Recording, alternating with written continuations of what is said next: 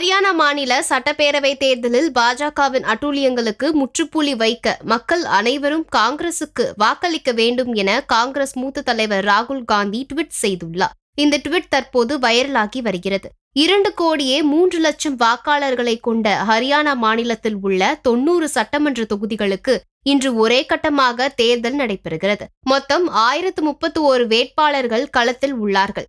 வரும் 8ஆம் தேதி வாக்கு எண்ணிக்கை நடைபெற உள்ளது.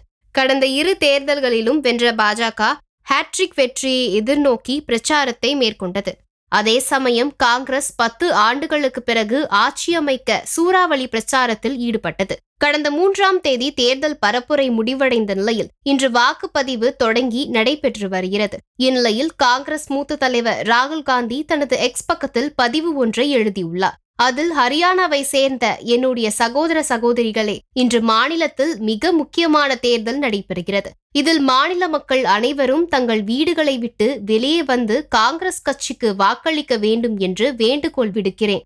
விவசாயிகளின் செழிப்புக்காக, இளைஞர்களின் வேலை வாய்ப்புக்காக, பெண்களின் பாதுகாப்பு மற்றும் மரியாதைக்காக, ஒவ்வொரு பிரிவினரின் பிரதிநிதித்துவத்துக்காக, சமூக பாதுகாப்புக்காக, ஒவ்வொரு குடும்பத்தின் மகிழ்ச்சிக்காக காங்கிரசுக்கு நீங்கள் அளிக்கும் ஒவ்வொரு வாக்கும் அரசியல் சாசனத்தை பாதுகாக்கும் மற்றும் பாஜகவின் அட்டூழியங்களுக்கு எதிரான உங்கள் ஆயுதமாக மாறும்.